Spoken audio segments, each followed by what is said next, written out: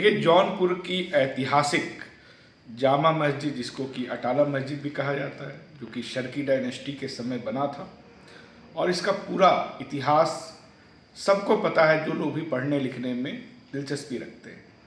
कभी भी कोई विवाद नहीं रहा कि ये मंदिर है, लेकिन हम देख रहे हैं कि एक याचिका डाली जाती है मंदिर बताने वाली, और ऐलानिया तौर पर डाला जाता है। एक संगठन कहता है कि हम ये याचिका डालने वाले हैं, वो याचिका डालते हैं, उस याचिका को स्वीकार भी कर लिया जाता है।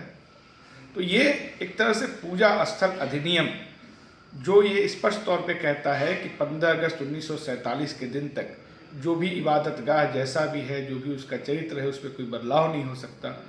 उसको चुनौती देने वाली कोई याचिका किसी कोर्ट में स्वीकार भी नहीं हो सकती। उसका एक खुला उल्लंघन है। और सबसे दुख की बात, शर्म की बात यह है कि इस अवमानना पर सुप्रीम कोर्ट चुप है, जिससे कि सुप्रीम कोर्ट की नीयत पर भी सवाल उठता है। एक पूरा पैटर्न है, पहले याचिकाएं डलवाई जाती हैं, फिर निचली अदालत से उनको स्वीकार कर लिया जाता है, फिर सर्वे वगैरह की चीज़ें होती हैं, फिर उस पर हिंसा होती है, और इस सब पे हमारा माननीय जो उच्च न्यायालय है, जो सुप्रीम कोर्ट है, उस पर चुप रहता है अपने ही कानून की अवमानना को लेकर के।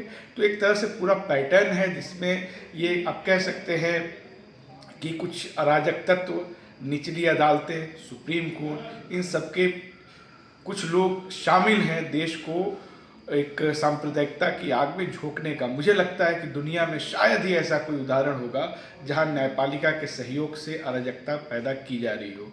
इस पे उत्तर प्रदेश अल्पसंख्यक कांग्रेस पिछले 6 दिसंबर से मुख्य न्यायाधीश को पत्र लिख करके इस अवमानना पे उनकी चुप्पी की वजह जानने के लिए कैंपेन भी चला रहा है, जिसमें 1 लाख चिट्ठियाँ उनको भेजी जानी हैं।